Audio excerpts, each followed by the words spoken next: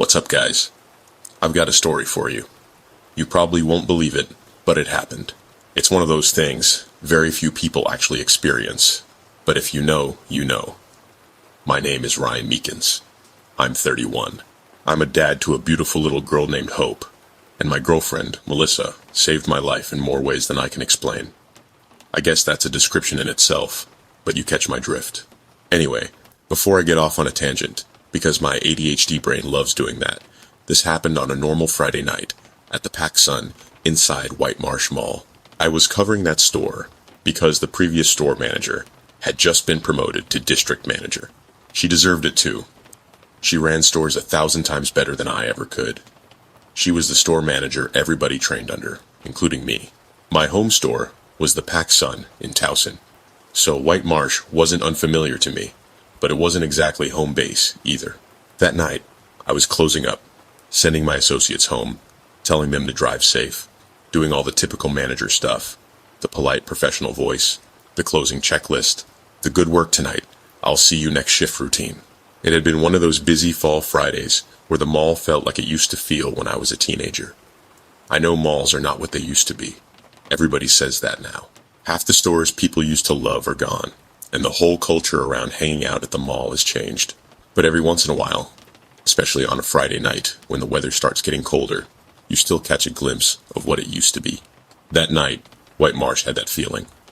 The food court was still loud when I walked past it earlier. Teenagers were everywhere. Scene kids with dyed hair and black hoodies. Pop punk kids with band shirts.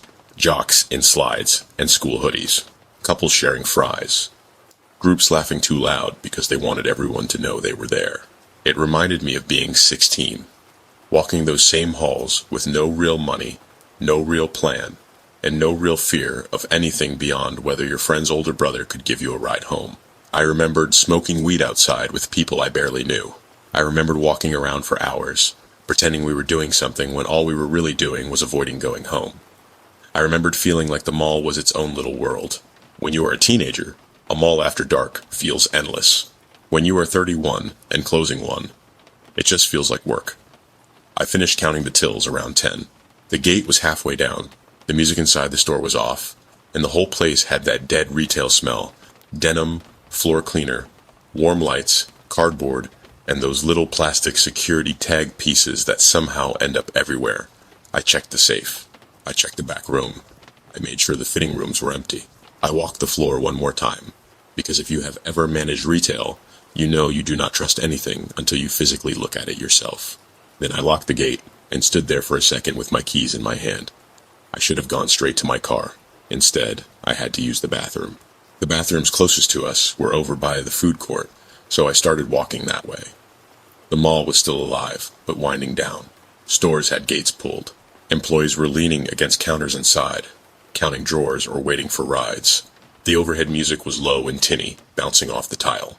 Somewhere near the food court, a security guard was saying, "All right, folks, time to head out," in that calm voice security uses when they are trying not to make a scene. Nobody was panicking. Nobody was rushing. It was normal. That is the part I keep coming back to. It was completely normal. When I reached the food court, there were still a lot of people there. More than there probably should have been at that hour. A group of teenagers was gathered near one of the tables, laughing at something on a phone. Two girls in black eyeliner and oversized hoodies were sitting with trays in front of them, picking at fries they clearly had no intention of finishing. A couple of guys in varsity jackets were throwing napkins at each other like they were 12. Security was moving everyone toward the glass doors that led out to the parking lot. Respectful, patient, but firm. "Let's go, guys," one guard said. "Mall's closed. You don't gotta go home, but you can't stay here." A few kids groaned. Someone laughed. Somebody shouted, "White Marsh after dark, bro," like that meant something. I remember smiling at that, because it sounded exactly like something my friends would have said back in the day. Then I turned into the hallway that led to the bathrooms. It was not a long hallway, just one of those mall corridors that immediately feels different from the open areas. The sound changes, the lights feel flatter, the tile looks older. You go from the smell of food court grease and soda machines into that weird mix of cleaning chemicals, damp air, and whatever industrial soap they put in public bathroom dispensers. About halfway down the corridor, I got dizzy. Not badly. I did not stumble or anything dramatic like that. It was more like the floor shifted underneath me for half a second, like when you stand up too fast. Except I had been walking normally. I put one hand against the wall and blinked. The hallway looked the same, but something about the lighting seemed off.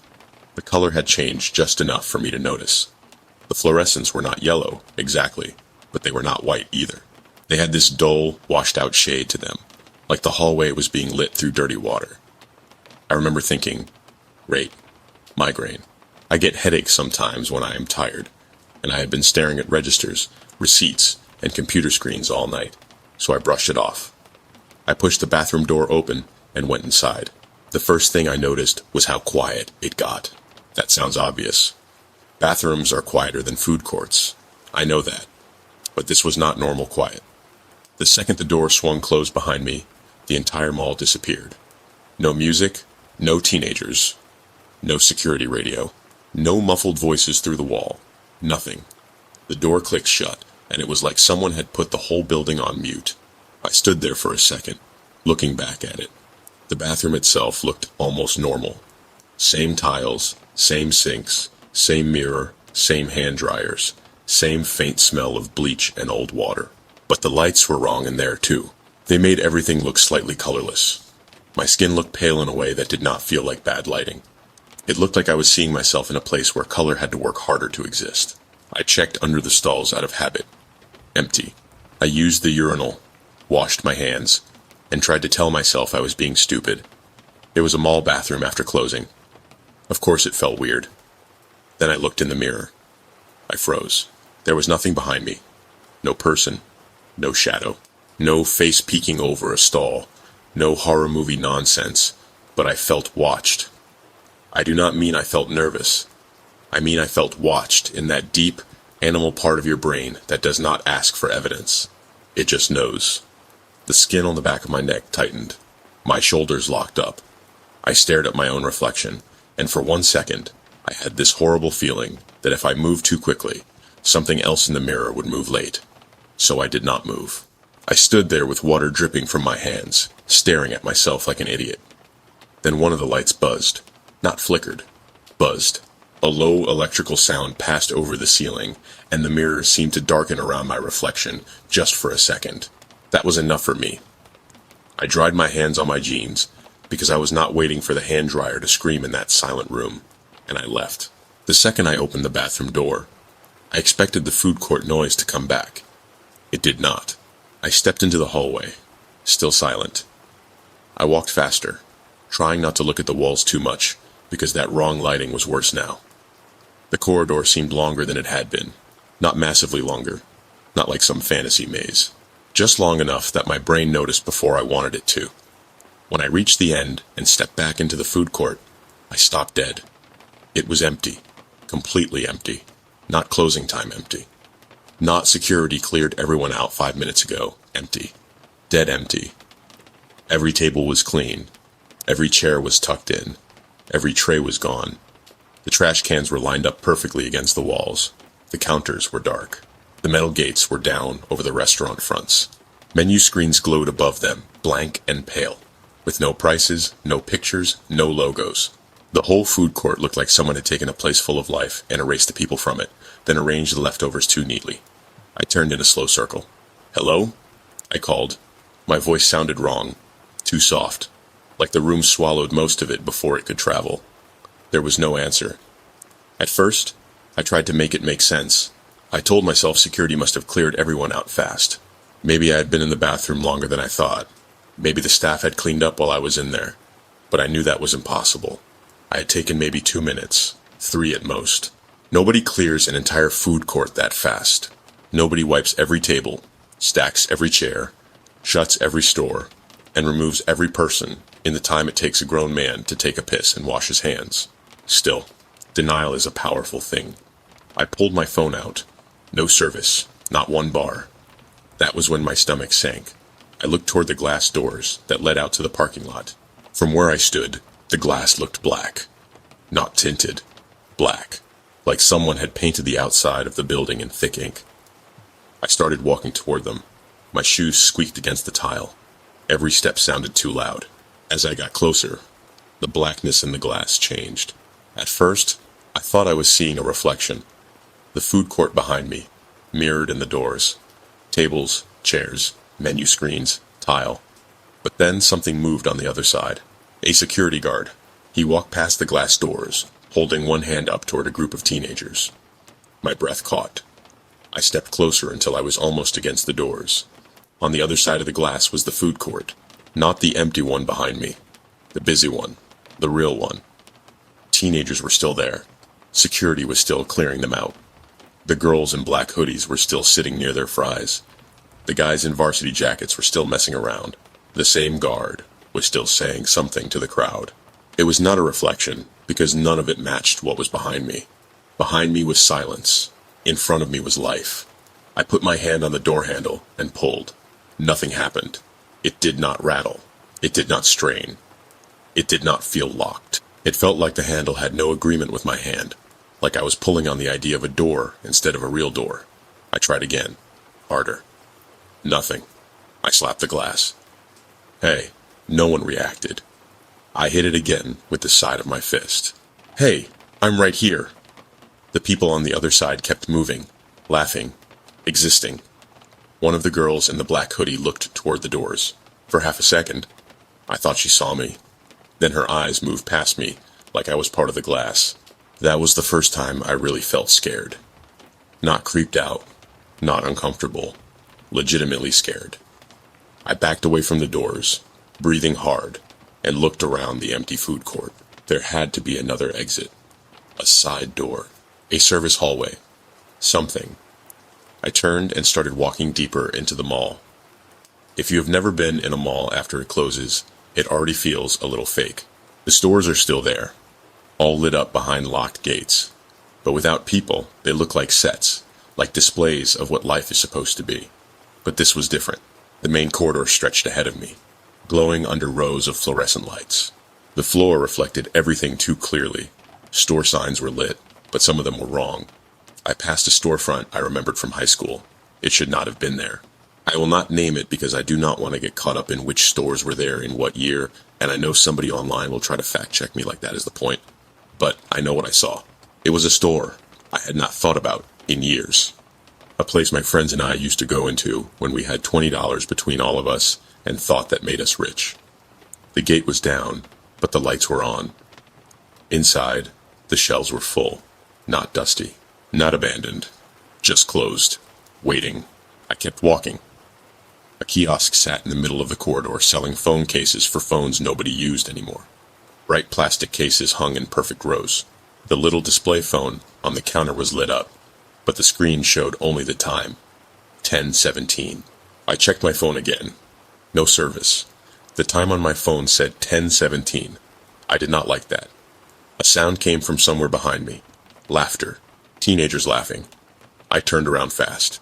The corridor behind me was empty. The laughter stopped. I stood there, listening. A speaker above me clicked. A thin burst of static came through, then silence. "Hello?" I said again. The speaker clicked off. I started walking faster. Every few stores, I saw something that made my brain trip over itself. A mannequin posed behind a gate, with one hand lifted like it was waving. A children's ride shaped like a fire truck, humming softly, even though nobody was on it. A photo booth in the distance, flashing once, then going dark. There were security cameras along the ceiling. I know malls have cameras, that is normal, but these moved. One by one, as I passed under them, they turned. Not quickly, not dramatically, just enough to follow me. I tried not to look up after the third one. Then I found a directory. It was one of those mall maps with the colored sections and the red dot that says "You are here." I walked up to it, grateful for something practical. The map was wrong. At first, I thought I was too panicked to read it correctly, but the layout did not match the mall. Hallways were where stores should have been. Store names were missing. Some sections were blank. Some were labeled with numbers instead of names. The red dot was not where I was standing. It was in the bathroom corridor. I stared at it. Then the light inside the directory flickered. When it came back, the red dot had moved. Now, it was on PacSun. My mouth went dry. "No," I said, quietly. From somewhere far down the corridor, a gate rattled. I turned. Nothing. Then another sound came. A cash drawer opening. That sharp little retail sound. I knew exactly what it was. It came from the direction of PacSun. I do not know why I went toward it. Maybe because the store was familiar. Maybe because part of me thought if I could just get back to where I started, I could undo whatever had happened. Or maybe the mall wanted me to. That thought hit me as I walked, and once it did, I could not shake it. The lights ahead of me came on before I reached them. Not all at once, one section at a time, like a path. I passed dark storefronts and saw my reflection sliding along the glass. Once, in the black window of a closed store, my reflection turned its head half a second after I did. I stopped immediately. So did it. I moved my right hand. It moved too. It was normal, but I knew what I had seen. I kept walking. By the time I reached PacSun, I was shaking. The gate was down. That was good. That was how I left it. But the lights inside were on. I was sure I had turned them off. Behind the counter, the register screen glowed. I stood outside the gate, keys in my hand, and listened. For a moment, there was nothing. Then I heard paper moving. Someone was behind the counter. I crouched slightly and looked through the gate. Nobody. The store was empty. Still, the register drawer was open. I know I closed it. I know I did. The receipt printer beside the register started clicking. Slowly, one little mechanical twitch at a time. Then it printed something. A thin strip of receipt paper curled out. I should have run. Instead, I unlocked the gate. I do not know why. I have asked myself that 1,000 times. There was no logical reason to go inside. But when something impossible happens, your brain starts reaching for routines. Anything that feels like control. I lifted the gate, just high enough to duck under, and went in. The store smelled exactly like it always did. That almost made it worse. I walked to the counter and looked at the receipt. It was not a message. That is what scared me most. It was not some dramatic sentence or warning or anything like that. It was just a normal closing report. Store number, register number, date, cashier ID. The kind of thing I had printed 1,000 times and barely looked at unless something was off. Something was off. The timestamp said 10:41 p.m. I looked at my phone. 10:17. No service, but still 10:17. I looked back down at the receipt. Under the closing summary, there was a line I did not understand at first. Transactions after closing. 1. I read it again. I had no idea what that meant. We were closed. I had counted the tills. I had locked the store. There should not have been anything after closing. There should not have been a register report from 24 minutes in the future. Then the lights in the store hummed. The speaker system clicked. For 1 second, I heard the food court again. Not around me. Above me. Like the sound was trapped in the ceiling. Then everything snapped. I was standing outside PacSun. The gate was down. The store lights were off. The mall was loud. I almost fell because my body expected the floor to be somewhere else. Sound came rushing back all at once. Teenagers laughing, security radios, chairs scraping, someone calling for their friend. Music playing low through the mall speakers. The whole world had volume again. I turned toward the food court. It was busy. Not packed, but exactly like it had been before. Security was still moving the last groups toward the doors. My phone buzzed in my hand. I looked down. Melissa had texted me. "Can you stop by Taco Bell on your way home? I'm starving, LOL." I stared at that message for so long the screen dimmed. I do not know how to explain what that text did to me. It was so normal. So stupidly, beautifully normal. It felt like someone had thrown me a rope from the real world. I typed back with shaking fingers. "Of course, my love." Then I started walking toward the food court doors.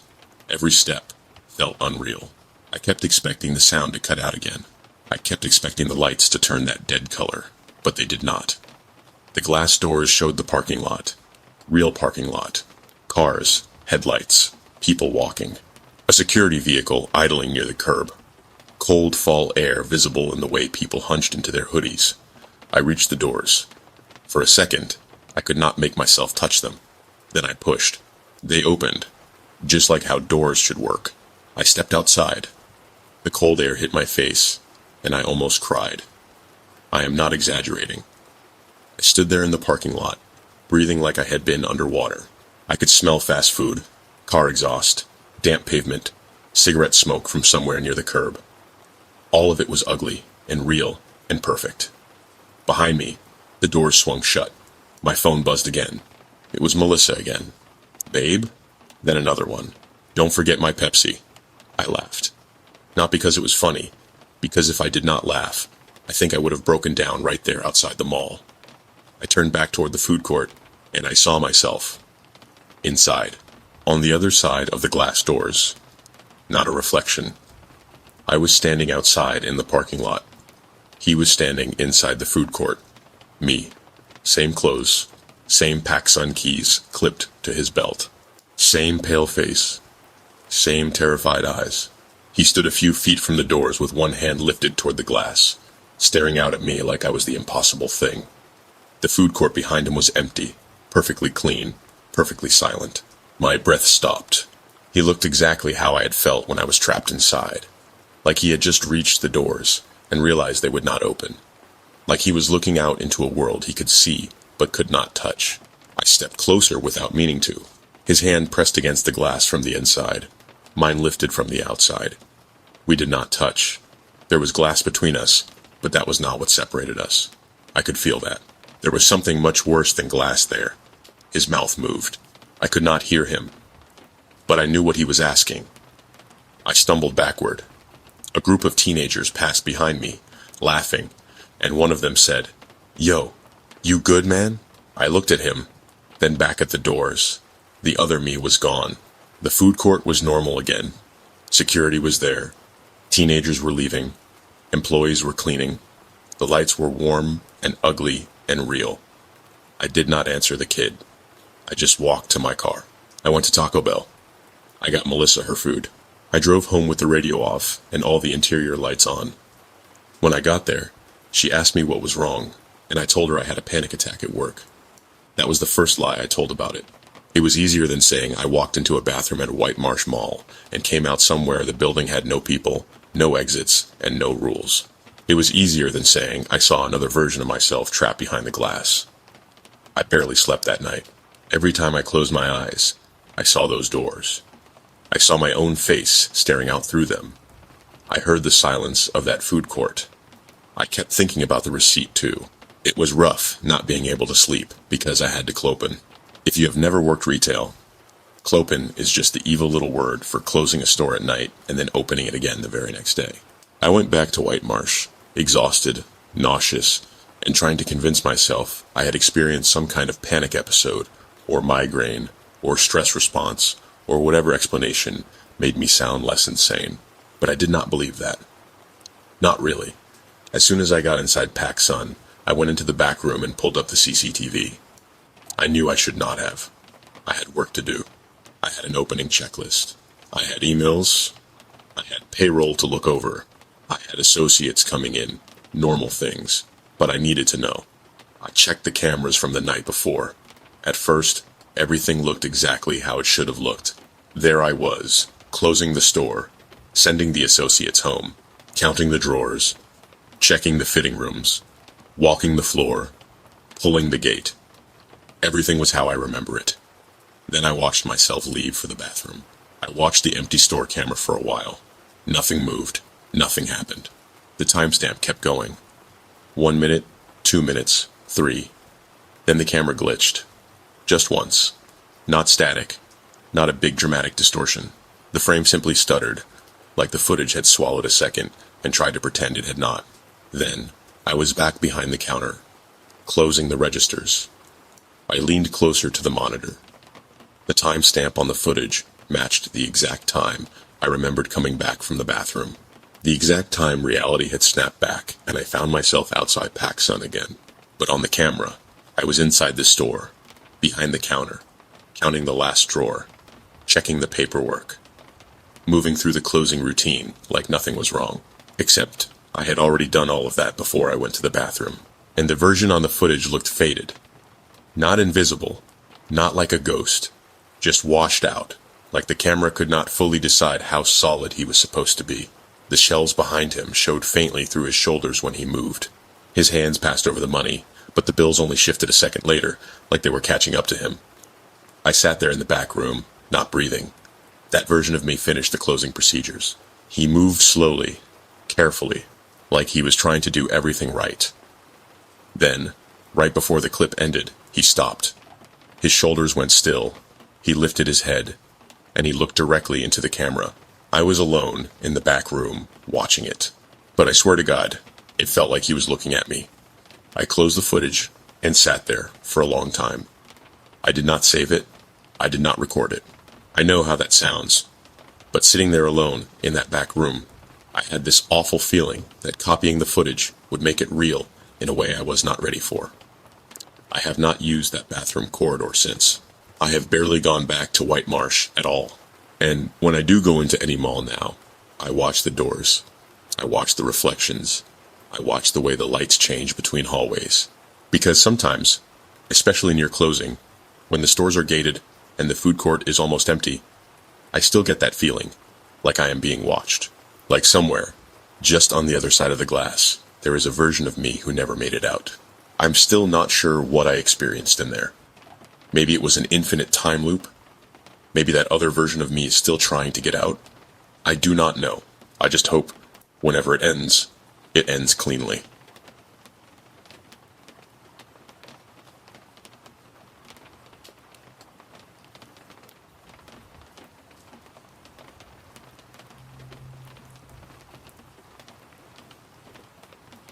Have you ever had something happen to you that you could not explain?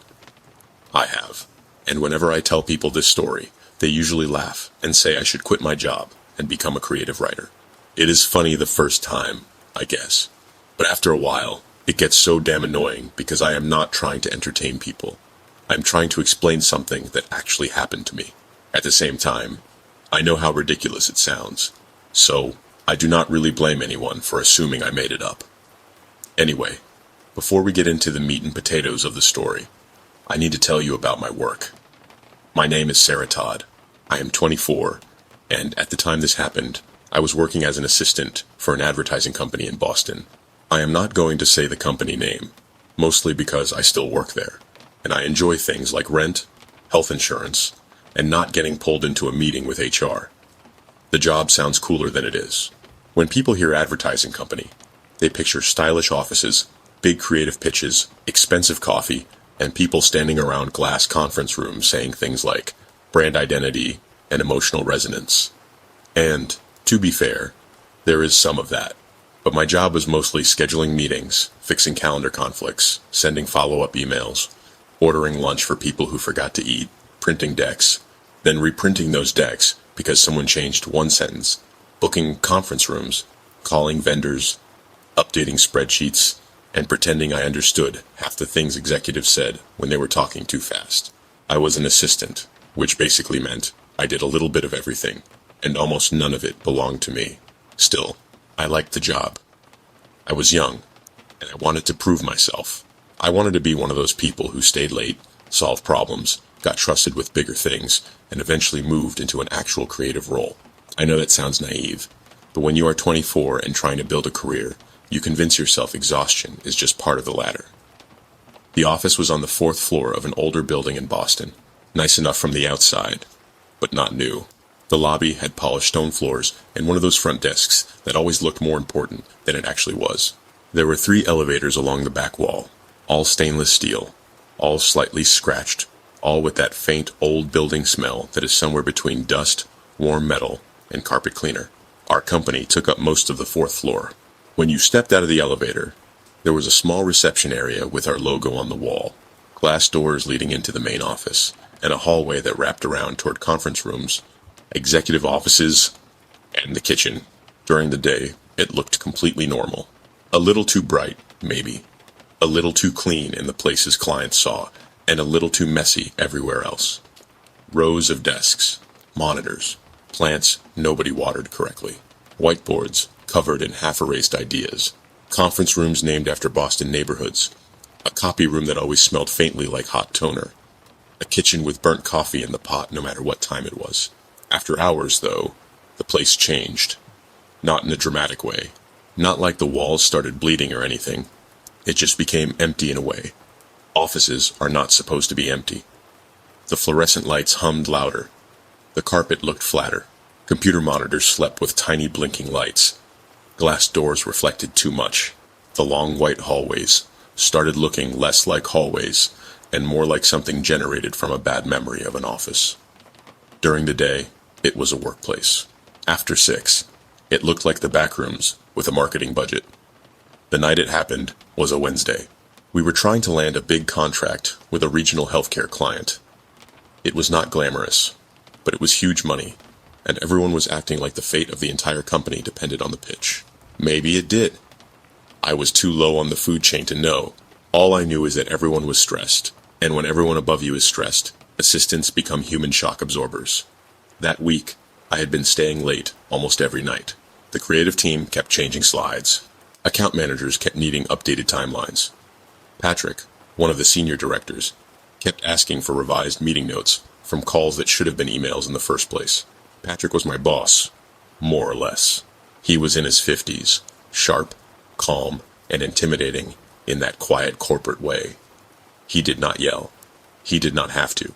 He could make you feel unprepared by asking one simple question and waiting 3 seconds too long for the answer. But he was not cruel. I want to be clear about that. He expected a lot, but he noticed when people worked hard, and I wanted him to notice me. So that Wednesday, I stayed late. Not insanely late. It was not midnight or anything. I was supposed to leave at 5, but a few deck revisions came in right before the end of the day, and I told myself I would just clean everything up before I left. By the time I finished, it was a little after 6. The office was quiet. That was normal to a point. People left at different times, and by 6, most of the office was usually gone. But there were almost always a few stragglers. Someone in finance, someone from creative with headphones on, Patrick in his office, reviewing something with a pen in his hand like it was 1988. That night, I did not hear anyone. No phones. No typing. No chair wheels. No muffled conversation from a conference room. I remember standing at my desk with my bag over my shoulder, looking around and thinking everyone had somehow left at the exact same time. There were signs of people everywhere. A half-full mug sat near the kitchen sink. A cardigan hung over the back of someone's chair. A stack of warm paper sat in the printer tray. One conference room still had a water bottle on the table and a laptop charger plugged into the wall. But no people. It did not feel abandoned. It felt paused. I shut my laptop, turned off my desk lamp, and walked toward reception. The lights over the main office were still on, but the corners of the room seemed darker than usual. Maybe because the windows had gone black with evening. Boston was still moving outside, headlights sliding between buildings, but from the 4th floor, the city felt far away. I went through the glass doors and pressed the elevator button. The down arrow lit up immediately. That was my first tiny moment of relief. Something worked. Something normal. The elevator on the left arrived. I stepped inside and pressed G. The doors closed. The elevator moved. I felt it drop. That little sinking feeling in your stomach. I watched the numbers above the doors. 4, 3, 2, G. The elevator slowed. The doors opened, and I was back on the 4th floor. I stared out at our reception area. Same logo on the wall. Same glass doors. Same dark office beyond them.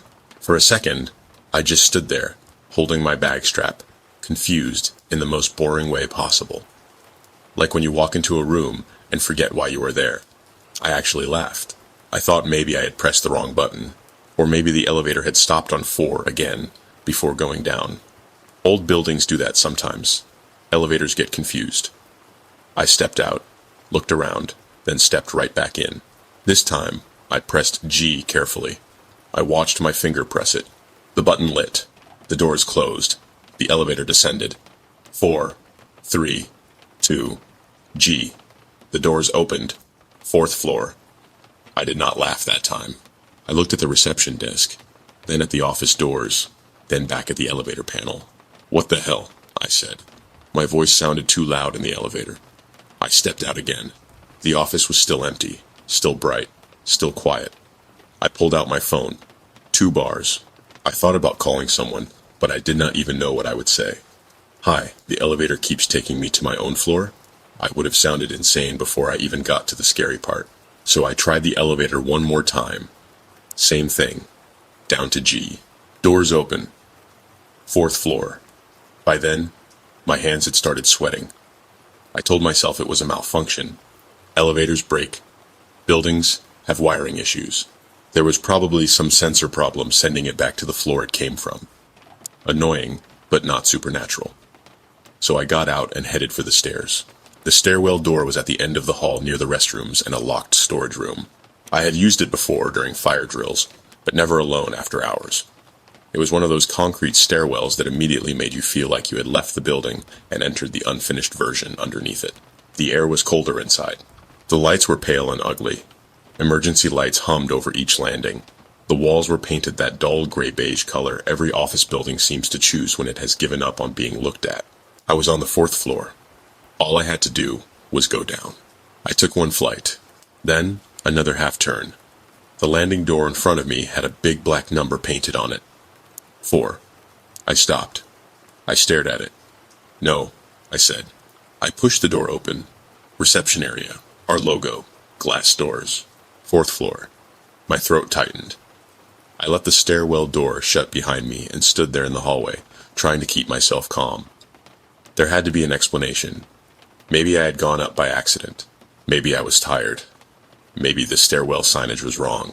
So, I went back into the stairwell and paid attention like my life depended on it. Down. I was going down. I kept one hand on the railing and counted the steps under my breath. 1 flight, 2, 3, 4. I passed what should have been the third floor landing and kept going. Then I passed what should have been the second. I did not open any doors. I just kept going down until my legs started burning. Finally, I stopped at the next landing. The number on the door said 4. I backed away from it. Above me, somewhere in the stairwell, I heard footsteps. Slow. 1 step at a time. Then below me, I heard the same thing. I froze. The stairwell echoed strangely, so maybe it was just my own movement bouncing around. That is what I told myself. But it did not sound like an echo. It sounded like someone trying to match my pace from both directions. I pushed the door open and stumbled back into the office. 4th floor. Again. At that point, I was scared enough to call someone. I pulled out my phone. No service. Not even 1 bar.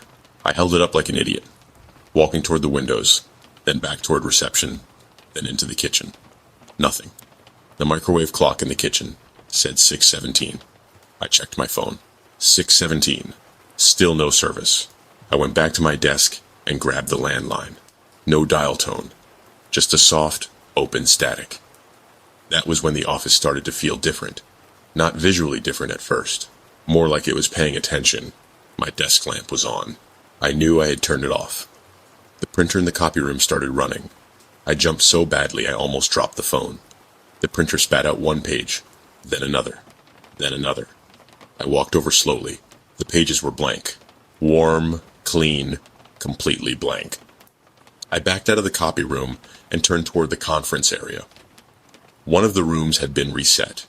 Earlier that day, we had a meeting in there. There had been coffee cups, notes, a half-empty tray of cookies, and someone's mess of sticky notes on the table. Now the chairs were perfectly arranged. Not just pushed in, perfectly arranged. Each one the same distance from the table. Each legal pad centered. Each pen parallel to the pad beside it. The screen at the front of the room was on. No presentation. Just a blue input screen. Waiting. I whispered, "Stop." I do not know who I was talking to. Something clicked near reception. The elevator. The down arrow lit up. I had not pressed it. The elevator doors opened. Empty. I stood across the office staring at it. The lights inside were too bright, and for a second, my reflection in the elevator doors looked delayed. Not much. Just enough that when I lowered my hand, the reflection seemed to lower hers a fraction of a second later. I grabbed my bag and walked toward it. I know that sounds stupid. The elevator had already failed me. The stairs had failed me. But that open elevator felt like an invitation. And when you are trapped somewhere, even a bad option starts looking like an option. I stepped inside. This time, I did not press G. I stood there, breathing hard, looking at the panel. G. 2. 3, 4, 5. The fifth floor button was there. I had seen it every day, obviously, but I had never pressed it. We worked on 4. I had no reason to go to 5. I knew another company used part of that floor years ago, but at the time, I thought it was mostly storage, empty offices, maybe some building management space. I closed my eyes. I do not know why I did that. Maybe I did not want to choose. Maybe I wanted the building to choose and prove this was all in my head. I reached out and pressed a button. The doors closed. The elevator moved. But it did not feel like it was going down. It did not feel like it was going up either. The pressure changed around me. My ears popped. The lights flickered once, then steadied. The floor under my feet felt like it dropped an inch, even though the elevator kept moving smoothly. Then it stopped. The doors opened. The fifth floor was full of people. I did not understand what I was seeing at first. For a few seconds, my brain tried to force the image into something normal. Late workers, another company, a different office, people I did not know, but everything was wrong. The office outside the elevator was bright, in a way our floor was not. Warmer, busier. The carpet was a different color.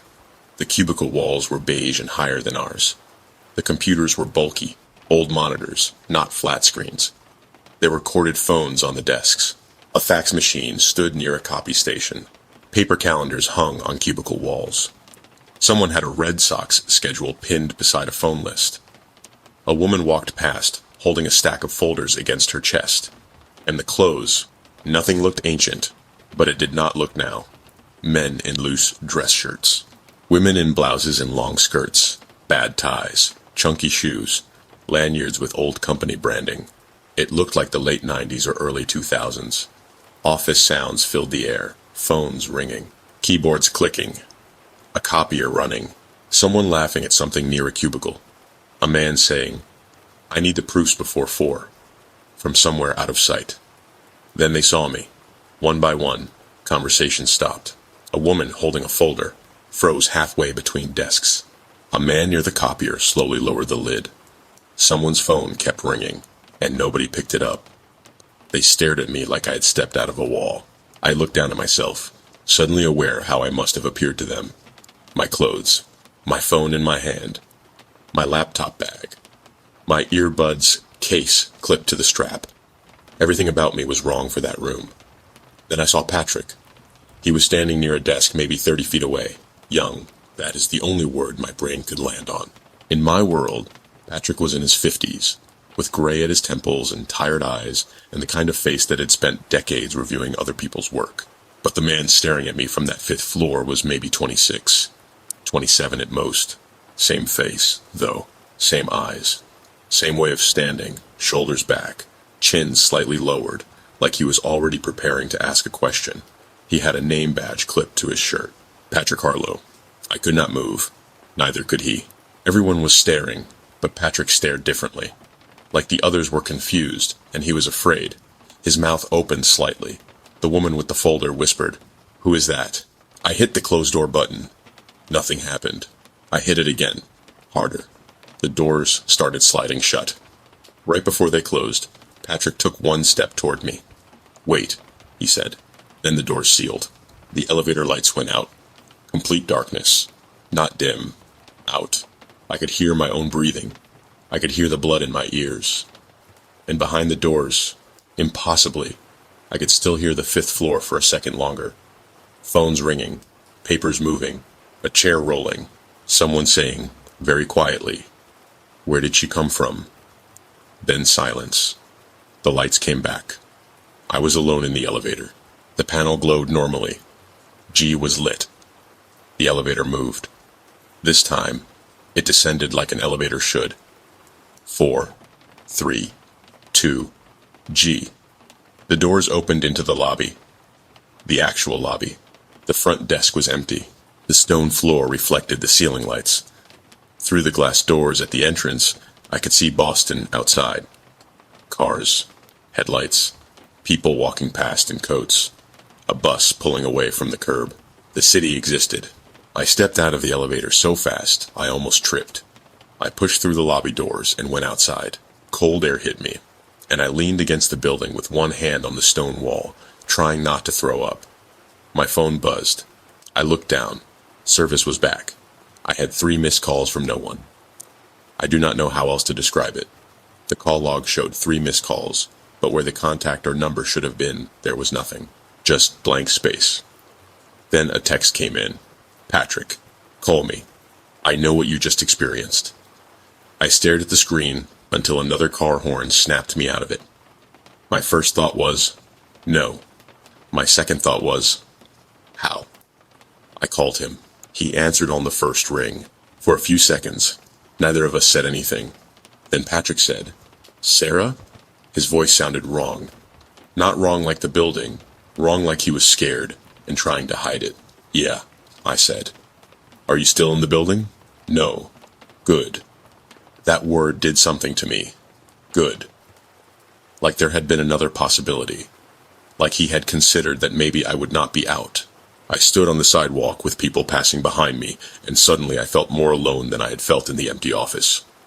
Patrick took a breath. I need to ask you something, he said. And I need you to listen before you answer. I did not say anything. When I first started at this company, he said, I worked on the 5th floor. My hand tightened around the phone. This was years ago, decades ago. I had not thought about it in a long time. Honestly, I do not know if I forgot it, or if I made myself forget it. But about 10 minutes ago, it came back. I closed my eyes. He kept going. We were working late. I was young, maybe 26. There were a bunch of us still there. The elevator opened, and there was a woman standing inside. I could hear him swallow. She looked terrified, and out of place.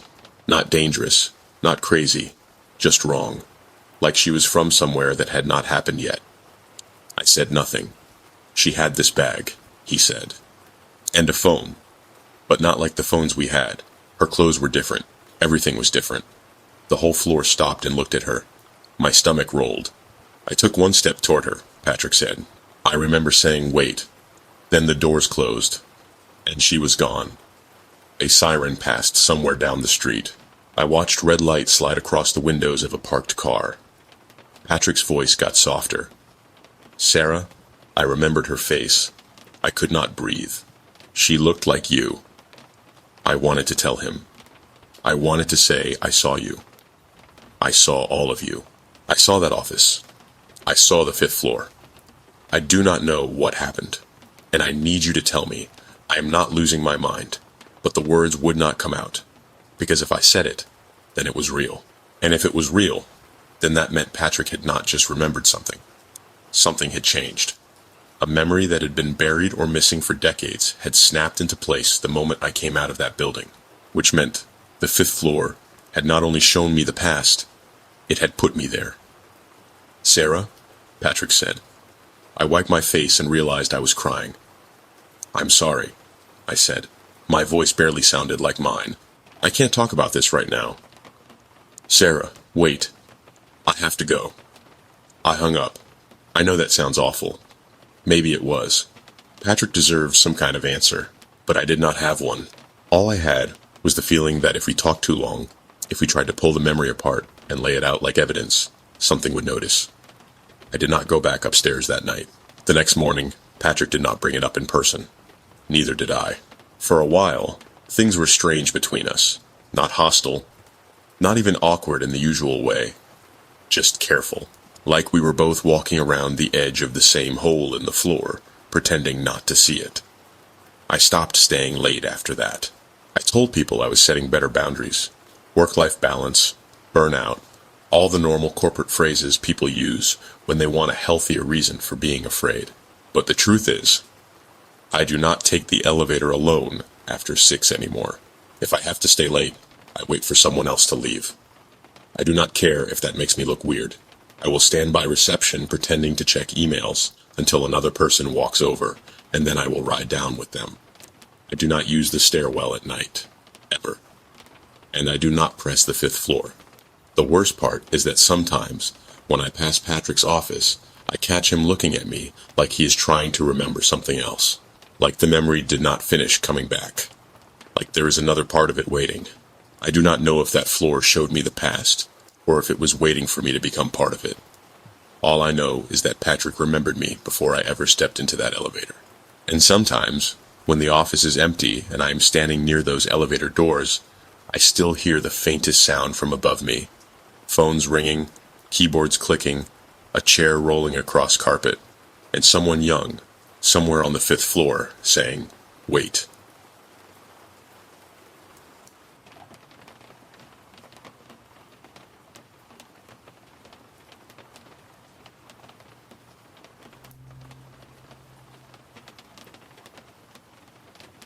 I used to think the worst thing about working nights was the quiet. That probably sounds strange, because most people would assume quiet is the whole point. No kids yelling, no teachers asking you to unlock closets, no office staff leaving coffee rings on everything, no gym whistles, no bells, no announcements crackling through the speakers every 45 minutes.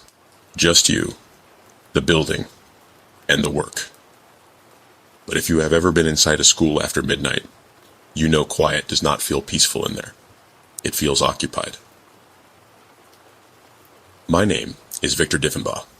I'm 29 years old, and when this happened, I was working night maintenance at a public high school in Philadelphia. I will not say the name of the school. I still live close enough to it that people would know exactly where I mean, and honestly, I do not want that kind of attention. The school was old. Not historic old in a charming way. More like old in the way public buildings get when everyone knows they need work, but nobody has the budget to do anything besides patch the same problems over and over again. The ceilings had stains that had been there since before I started. The hallway tiles were cracked in places. Some of the classroom doors stuck if it rained. The heating system banged in the walls like someone was trapped inside the pipes, and the basement smelled permanently damp, no matter how many times we ran fans down there. I worked the overnight shift with one other guy named Manny. Manny was in his 50s, had 2 bad knees, and knew every inch of that building better than the principal did. He was the kind of maintenance guy who could tell what pipe was acting up just by listening to the wall. He had been there for almost 20 years, and he had a story for every hallway. Most of them were boring. A kid got locked in a bathroom after a basketball game. A teacher swore the art room door opened by itself every October. Somebody found a raccoon in the cafeteria ceiling. Normal old building stuff. But every once in a while, Manny would mention things and then immediately act like he had not. One night, during my first month, we were walking past the gym when I heard water running somewhere. I asked, "Is there a pool in this place?" Manny stopped pushing his cart and looked at me. For a second, his face changed. Then he shook his head and said, "Not anymore." I asked what that meant. He said, "Means not anymore." That was all he gave me. I looked it up later, because I am nosy, and because working nights gives you too much time to think. The school used to have an indoor pool decades ago. It had been closed before I was born. Something about maintenance costs, old plumbing, structural issues, maybe asbestos, depending on which rumor you believed. According to Manny, the pool had been filled in and sealed during a renovation. He said the old entrance was somewhere behind the gym storage area, but that wall had been closed up years before. I believed him. Why would I not? Old schools have old rooms. They get renovated. Things get buried. That is normal. At least, it was normal until I found the door. It happened on a Thursday night in November. There had been a basketball game earlier, so the gym was a mess. Not destroyed or anything, just normal after-game chaos. Popcorn under the bleachers, Gatorade bottles in the trash, tape on the floor, sweat smell trapped in the air. The kind of mess that looks small until you are the person who has to clean it. Manny took the cafeteria side of the building because one of the sinks had been backing up. I took the gym. By the time I finished sweeping, it was a little after 1 in the morning. The rest of the school had gone completely still. Even the heating system had stopped banging for once. I remember that clearly because the gym sounded too big without it. Every step I took echoed up into the rafters and came back thin. I was mopping near the folded bleachers when I smelled chlorine. Not bleach. Chlorine. If you have ever been around an indoor pool, you know the difference. Bleach smells sharp and chemical. Chlorine smells wet, heavy, like tile and warm air and old towels. I stopped mopping. The gym should not have smelled like that. I looked toward the locker rooms first, thinking maybe someone had dumped chemicals or used the wrong cleaner. But the smell was not coming from there. It was coming from behind the bleachers. I pushed the mop bucket aside and walked over.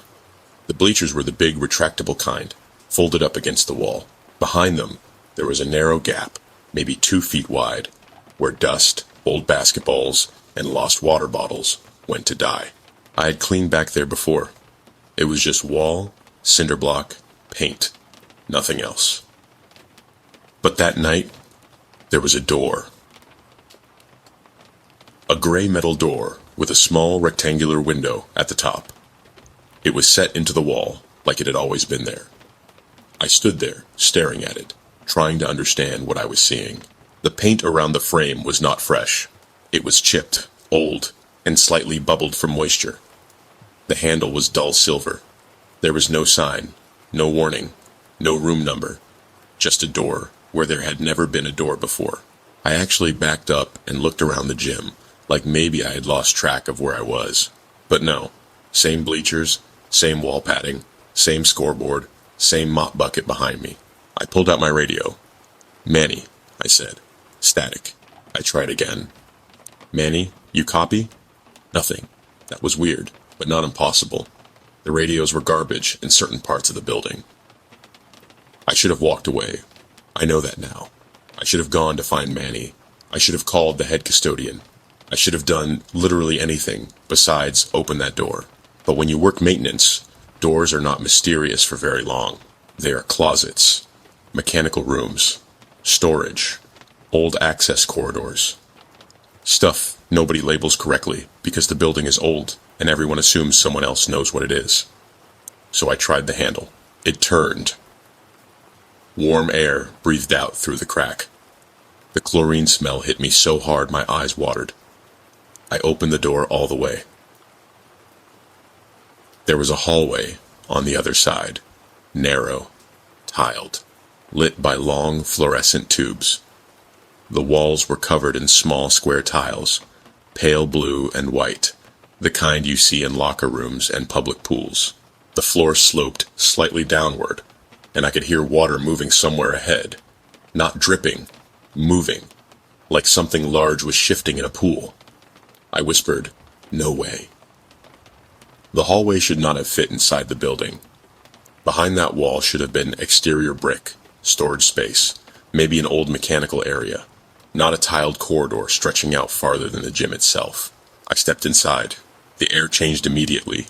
The gym behind me had been cold and dry.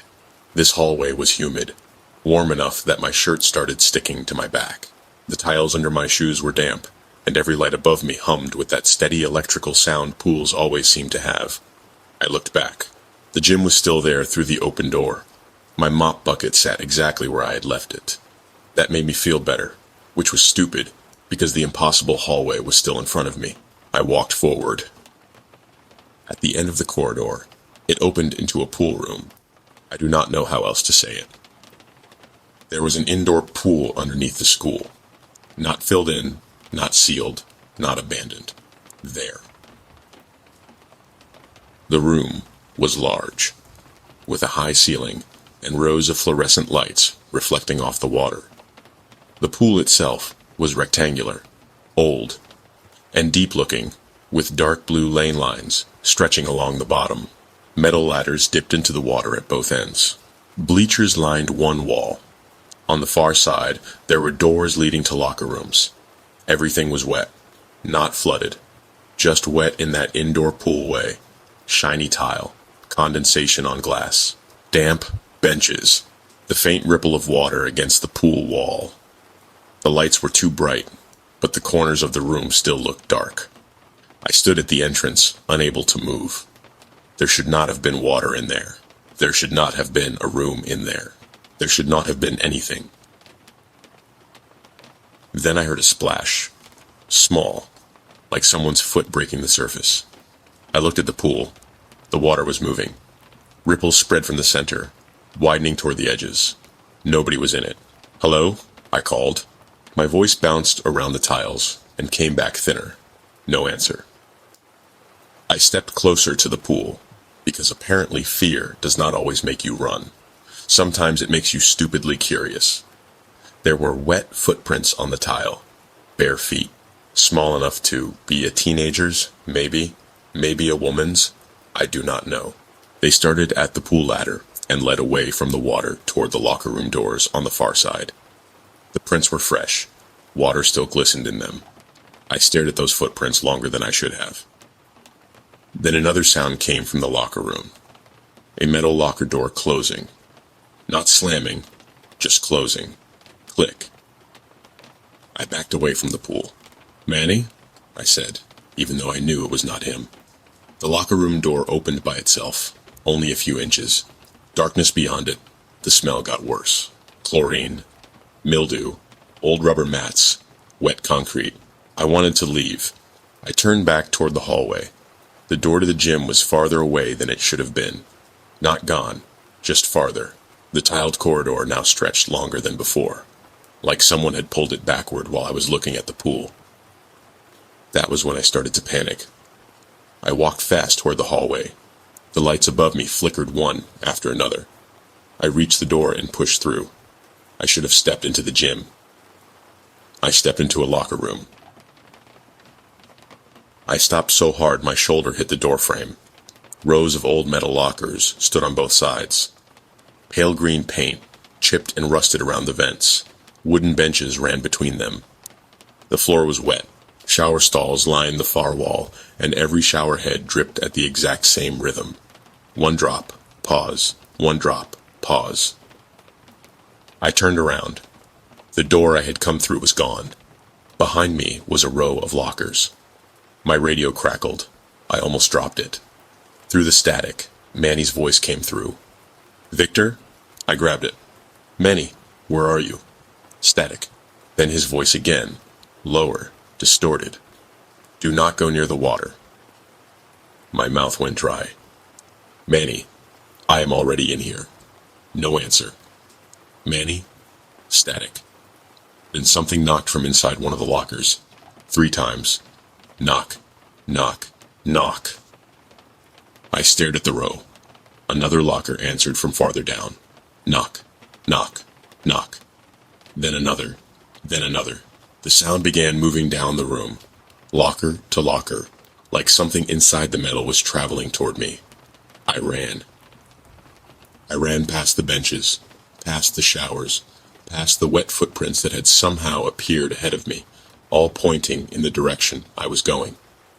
At the end of the locker room, I found another door. I shoved it open. Pool room again.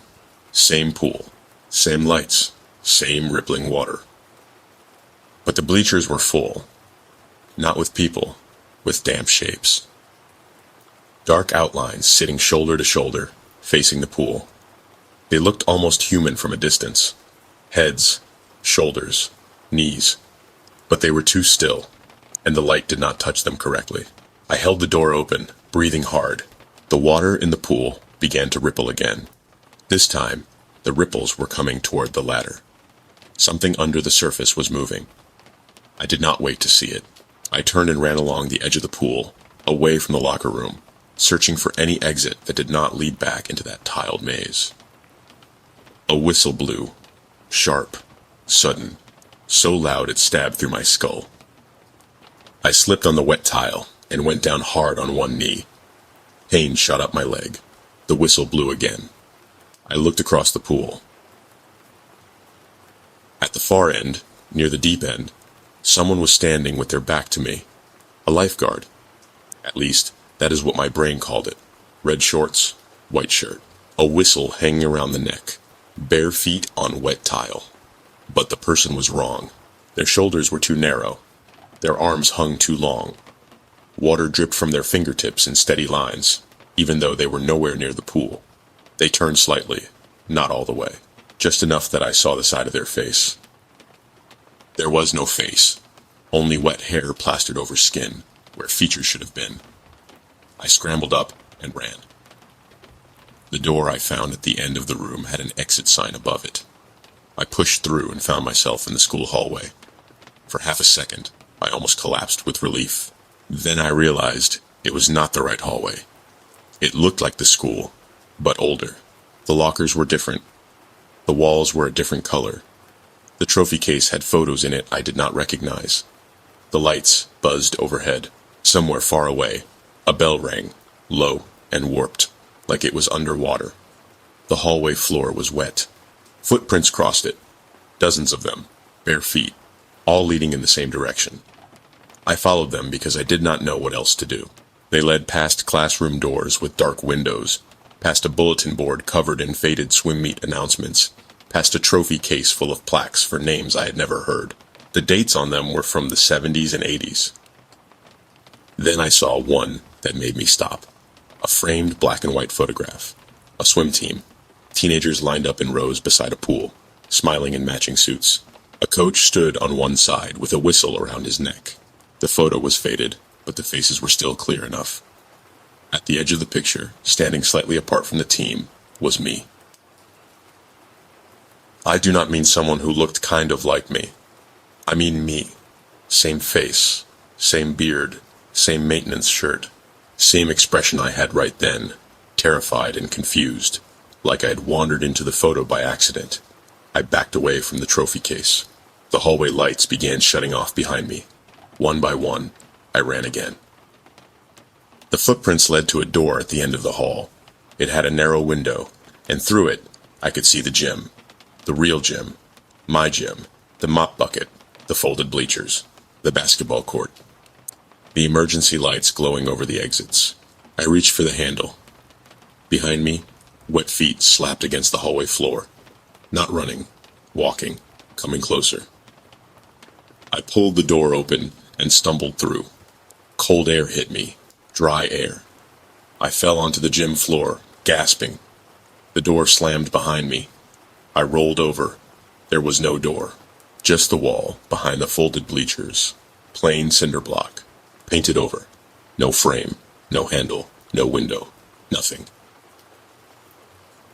For a while, I just sat there on the gym floor, with my back against the bleachers, shaking so hard my teeth clicked together. My radio crackled. Manny's voice came through, perfectly clear this time. "Victor, you good?" I grabbed it. "Where are you?" "Cafeteria," he said. "Where you at?" "The gym." "You sound like hell." I looked at the wall. "There was a door," I said. Silence. Then Manny said, "Get out of the gym." The way he said it made me stand up immediately. He met me in the hallway outside. The second he saw me, his face went pale. My pants were soaked from the knees down. My shoes squelched when I walked. My shirt was damp with sweat and pool air. I smelled like chlorine. Manny looked past me toward the gym doors. Then he looked back at me and said, "You saw it." I asked him what it was. He shook his head. "I told you there ain't no pool anymore." "That's not an answer," I said. "No," he said. "It's not." We did not finish the gym that night. Manny told me to sit in the break room until sunrise. He did not ask me questions. He did not tell me a story. He just sat across from me with his arms folded, watching the clock like he was waiting for something to pass. At 6:30, the day's staff started coming in. The building sounded normal again. Teachers talking, doors opening, phones ringing, the heating system banging in the walls. Normal. I almost convinced myself I had lost my mind. Then the principal, Mr. Dorsey, called maintenance over the radio. There was water in the gym. Manny and I went together. The gym looked exactly like it should have. No door, no hallway, no smell of chlorine. But across the basketball court, starting from the blank wall behind the bleachers, were wet footprints. Bare feet. Dozens of them. They crossed the gym floor in a slow, uneven line, passed under one of the basketball hoops, and stopped at center court. In the middle of the school logo, there was a puddle. Not huge. Just enough water to reflect the ceiling lights. Manny stood beside me without saying a word. Mr. Dorsey kept asking where it came from. A leak, maybe. A pipe. Someone must have spilled something. I did not answer him. I was staring at the footprints, because most of them were small, like the ones I had seen by the pool. But one set was larger. Work boots.